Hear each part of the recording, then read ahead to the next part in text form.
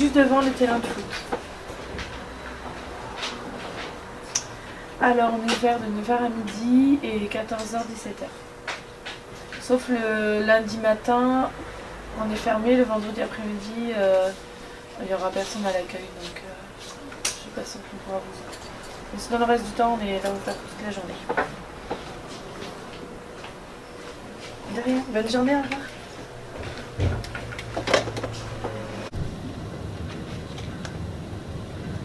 Alors du coup, Henri Dunant, c'est celui qui a créé l'association de la Croix-Rouge. Donc il a eu l'idée de cette association après la guerre qui a eu lieu à Solferino en 1859, donc par rapport aux victimes pendant la guerre et à côté de la guerre, les familles, etc. Donc la Croix-Rouge, elle a été créée en 1864 et depuis, il y a eu 4 prix Nobel. Juste un petit complément, vite fait avant d'y aller. En fait, du coup, Henri Dunant, l'idée de la création de la Croix-Rouge lui est venue pendant qu'il était en voyage d'affaires. C'est un homme d'affaires suisse qui partait pour l'Algérie pour faire ses affaires. Et lors de son parcours, il était témoin de la guerre, de la bataille de Solferino, et avec les troupes de Napoléon III. Et du coup, il a vu que pendant la guerre, malgré les conflits, il a vu qu'il y a des blessés, personne ne s'en occupait, des personnes disparues, des enfants. Comme vous savez, pendant la guerre, il y a beaucoup de victimes. Même des soldats qui sont déjà blessés, ils sont pris une menace pour la guerre, mais personne ne s'en occupait.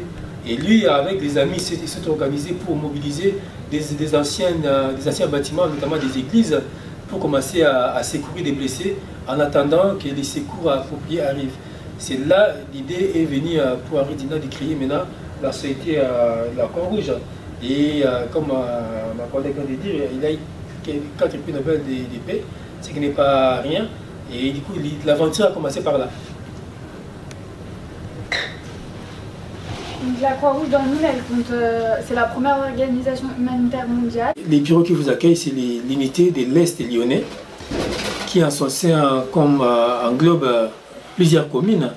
Déjà, là, nous avons Villeurbanne, nous avons Vénissieux, nous avons Vaux-en-Velin, nous avons Saint-Fond, nous avons Mézieux, nous avons Dessines, nous avons Chassieux, nous avons Génas. Donc du coup, c'est vraiment tout l'Est de Lyon.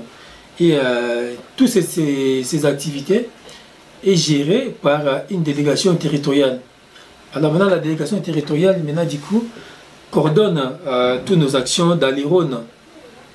Et nous ici, dans l'unité locale de l'Est lyonnais, dont nos locaux se situent au 150 et 152 Anatole France à Villeurbanne. Donc nous avons des activités qu'on organise ici. Nous avons l'activité de l'accueil-écoute.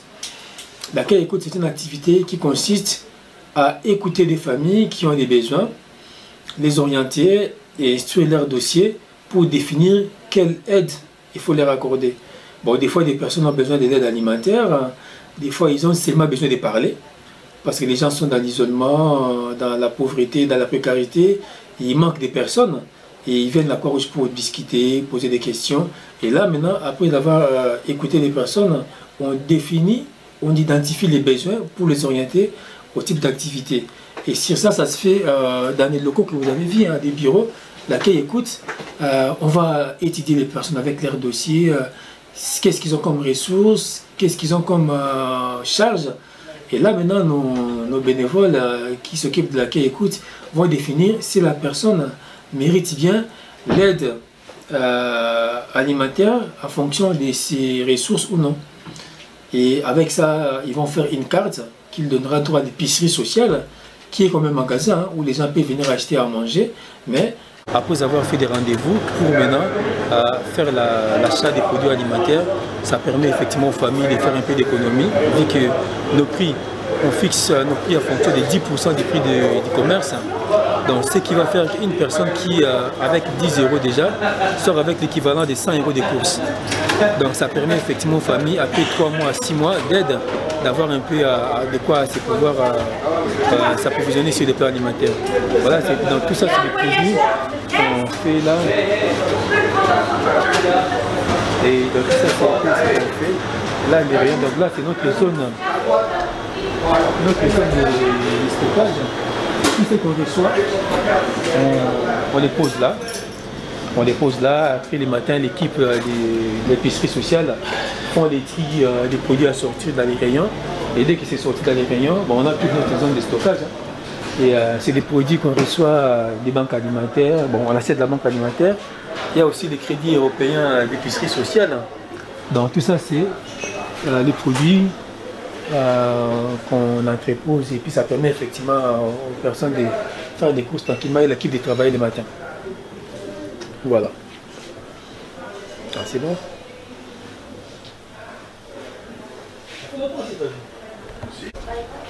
Maintenant, on va aller à la zone des tri, hein, des tri des affaires qu'on reçoit, hein, parce que là, c'est une zone de logistique, après une zone des tri.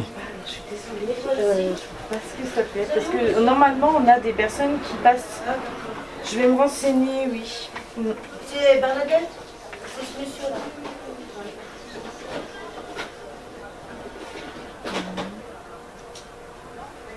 Vous n'avez pas donné d'argent rouge. Elles ont un document, un papier, voilà, un papier qu'ils ont. Alors dis-moi, qu'est-ce qui... Oui, donc la dame, elle habite dans le 9e, dans le quartier de la Duchère.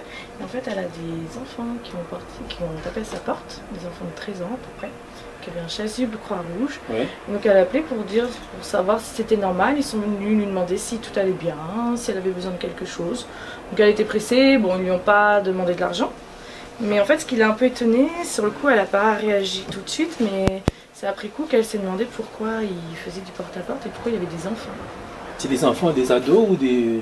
À peu près 13 ans, elle m'a dit. Ils étaient combien à peu près? Ils étaient 2. C'est aujourd'hui? C'était dans la semaine. Dans la semaine? Alors après, ils avaient un chasuble Croix-Rouge. Elle a le numéro de la dame? Oui, j'ai le numéro de téléphone. Après, elle m'a dit, bon, elle ne voulait pas forcément qu'on la rappelle, mais c'était juste pour nous signaler qu'il y avait des enfants qui étaient venus. Et qui demandaient ça, donc ils ne demandent pas d'argent. C'est ce que je lui ai demandé, c'est de demander de l'argent. Non, mais comme ils ont déjà la tenue Croix-Rouge, il faut quand même qu'on puisse faire un signalement. C'est surtout pour savoir, c'est normal, est-ce qu'il y a une campagne qui a été faite? Non, mais la campagne, lorsqu'il y a une campagne, on nous envoie des messages. Chose, voilà. Mais il faudra dire, il faut peut-être rappeler à la dame, si elle voit encore des personnes qui passent là-bas, qu'elle appelle la mairie ou la police municipale. Bonjour, je me présente, je m'appelle Albert Cano, je suis responsable de la logistique du l'Est lyonnais. Donc notre mission est de gérer tout ce qui concerne la logistique pour pouvoir mener à bien tous les dons qui nous sont donnés et que après nous faisons la répartition pour les unités locales qui sont donc dans la périphérie du Rhône-Alpes. Brignais, Vèze, 8e, 9e et nous. Voilà en quoi consistent nos missions. Notre travail, c'est la logistique nous amène des produits, soit de Auchan, soit de Monoprix, soit des dons de particuliers ou un truc comme ça. Nous on les reçoit, on fait le tri comme vous voyez là. Ça c'est des articles d'Auchan. On fait les tri parce qu'il y a des articles qui sont déjà cassés ou manquent de pièces ou un truc comme ça. On les trie, on met les prix parce qu'on a un catalogue de prix. Certains petits articles, on les donnera pour la prison de Courbat. Parce que la prison de Courbat, on donne pour les gens des nécessités qui sont en prison, qui n'ont rien du tout, en accord avec la direction. Voilà. Sinon, le reste, c'est toujours mis en veste et boutique. Par contre, on reçoit aussi des dons de Monoprix. De Monoprix, Galerie Lafayette, un truc comme ça. C'est des vêtements de bonne qualité. Ça, c'est le lieu de stockage. Hein, le stockage, c'est là. Les articles scolaires, Halloween, Carnaval, les vêtements neufs, vêtements d'occasion, été, hiver. Parce qu'à chaque saison, on sort les articles. On ne sort pas les articles d'été pour l'hiver. Et ainsi de suite. Vous voyez ? Notre activité, c'est l'activité logistique, donc une grosse activité au sein de l'unité locale. Nous assurons tout ce qui est ravitaillement, approvisionnement. Donc nous avons des collectes régulières à effectuer dans différents magasins qui sont nos partenaires. Et nous avons d'autres collectes qui sont ponctuelles selon les besoins. Alors pour les collectes, nous disposons de 3 véhicules, une fourgonnette, un fourgon et un véhicule Renault Master 20 m3. Je m'appelle Bokumela Belvinagal. Je suis étudiante en première année de marketing à l'Université catholique de Lyon et SDS UCLI. Je suis là en tant que stagiaire bénévole pour 2 mois dans le cadre de mes études. Attendez-moi là, je vais juste appeler les déranges.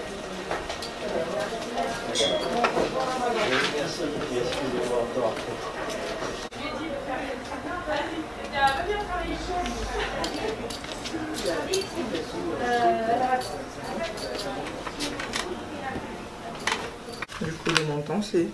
Alors tu prends celle-là et tu me marqueras le numéro de la NDI en haut. Ok. 244. Le numéro NDI, il est... Là. Attends, là. 40. Tu vois, c'est celle-là. Alors, je me nomme Riaira Dadnouba et je suis la trésorière du bureau local de l'UL Est Lyonnais. Alors, comme vous le savez, en tant que trésorière, je m'occupe de la trésorerie, de la comptabilité et la gestion de la caisse. D'accord, donc c'est que nous avons trouvé tout à l'heure en train de remplir des documents. Oui, c'était des chèques que j'étais en train de remplir. C'est des chèques internes, des dépenses que nous faisons tous les jours pour nos activités. Donc il faut qu'on les... Je remplissais les chèques pour faire des encaissements, ou soit c'est des dons qu'on reçoit et qu'il faut les répertorier pour un suivi. D'accord, mais vous recevez des dons de partout, Oui, on reçoit des dons... Toute la France ou... Ça arrive, mais des fois aussi on fait des quêtes qui vont d'ailleurs bientôt commencer, les quêtes nationales à partir du 18 mai. Et c'est nous qui allons vers les gens pour demander. D'accord. Et à ces occasions-là, oui, on reçoit, les gens nous donnent soit de l'argent, la plupart du temps c'est ce qu'on fait, et soit des dons en nature, ou voilà, des dons matériels que les gens viennent nous déposer ici. Et qu'est-ce qui remplit vraiment vos caisses?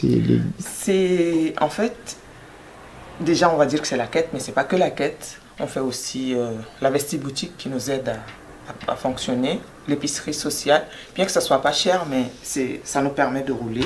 Avec notre vestiboutique aussi, on reçoit pas mal de gens, les produits ne sont pas chers, ce qui fait que les gens viennent plus. Et l'épicerie sociale, on accompagne les gens, on reçoit des gens en situation difficile, avec qui peuvent aller acheter dans nos boutiques à pas très cher, mais ce petit fonds nous permet quand même de fonctionner.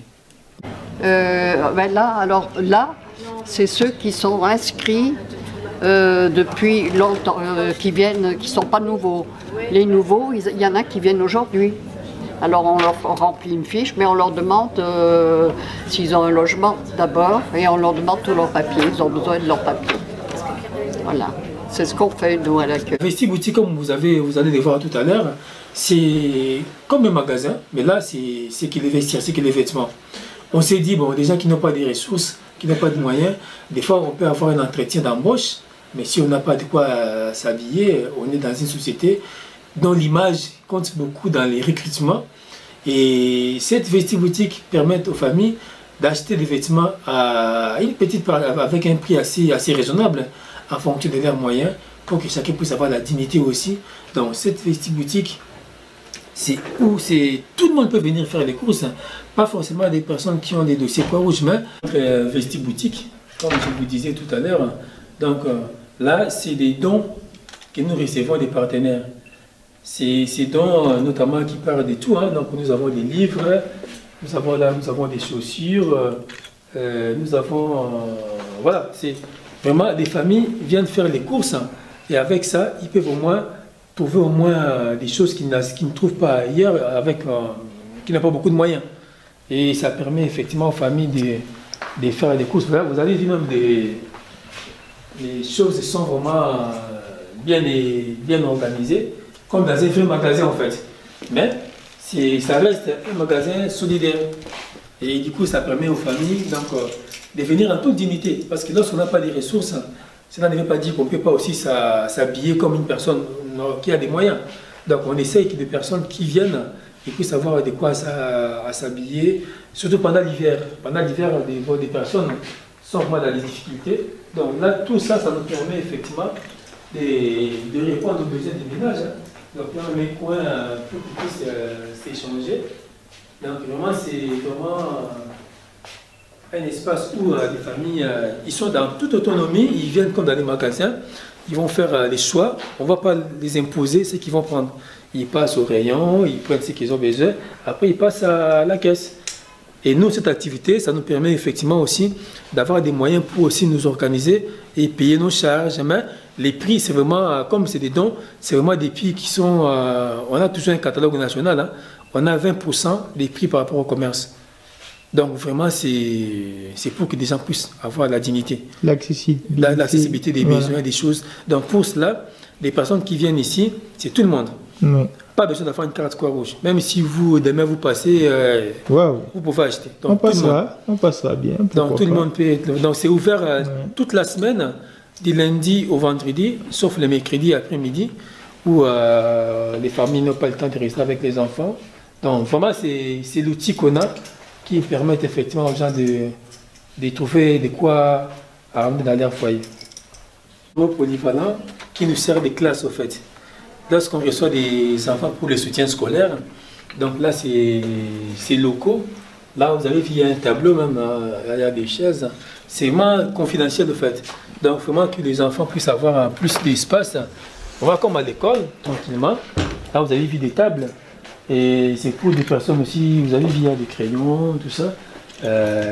On essaie de mettre des moyens pour que les personnes puissent se sentir à l'aise, toute dignité. Voilà. Bien que c'est une association, mais que les gens, lorsqu'ils viennent ici, ils ne se sentent pas surveillés. L'atelier informatique, c'est l'espace qui est dédié pour l'outil informatique. Donc là, c'est vraiment, on prend des apprenants un à un. Individuel. Voilà, d'accord. Individuel. Lorsqu'ils viennent ici, on demande aux personnes de ramener leur tablette pour qu'ils puissent déjà, après les cours informatiques à rentrant, qu'ils puissent s'exercer en fait. Donc maintenant, c'est un bureau qui est individuel, donc du coup, comme c'est des adultes souvent, et on ne veut pas qu'ils se sentent un peu surveillés parce que voilà. On dit qu'on ne sait pas manier l'outil informatique, des fois ça gêne pour beaucoup de personnes. Donc ce qui fait que non, voilà, le local est là. Bon, là c'est ouvert, hein. Ça permet aussi aux personnes d'avoir aussi... De ne pas se sentir comme en prison. Voilà. Voilà. Là, comme et là aussi c'est la salle Madeleine Ray. Madeleine Ray, c'est une personne qui est décédée, une personne qui venait à l'atelier à Redina, au club des personnes âgées. Et après sa mort, elle avait laissé une part des dons à la Croix-Rouge. D'accord. Et c'est Madame Madeleine Ray qui venait ici à club à Redina. Et là, cette salle, c'est... Mais attendez, elle venait qu'ici, dans cette... Voilà, elle était bénéficiaire, voilà, elle venait ici, voilà. Ah, d'accord. Elle venait ici pendant... C'est pas à l'époque d'Arindina. Ah non, c'est maintenant, il n'y a pas longtemps. Voilà. Super. Et du coup, elle venait, donc du coup, après sa mort, elle avait dit, bon, vu que la Croix-Rouge m'a accueilli, donc j'ai passé des bons moments avec la Croix-Rouge. Comme elle n'avait pas de famille, elle a laissé une partie de ses biens à la Croix-Rouge. Wow. Notamment une somme d'argent qui nous a permis, lorsqu'on avait acheté, ça nous a permis effectivement d'ajouter l'argent pour avoir l'outil qu'on a aujourd'hui. D'accord. Ouais. Donc on a aussi un bureau aussi à Corba. D'accord. Et les bureaux à Corba, on a l'activité prison, l'activité informatique et l'activité accueil-écoute. De ces gens-là. Voilà, des personnes des prisonniers qui viennent effectivement, on se déplace vers eux. Mais on a aussi un bureau aussi, là on travaille ensemble avec les CCH de Corba. C'est vers la mairie, donc on est là. Les gens qui ont besoin d'aide de la Croix-Rouge, ils viennent se renseigner pour dire j'ai besoin de ceci, j'ai besoin de cela, et après on les oriente. D'accord. Donc voilà, nos actions, c'est vraiment... élargi, très élargi, très vaste. C'est vraiment très élargi. Voilà, voilà un peu la suite. Donc je pense qu'on a fait le tour. On a fait le tour.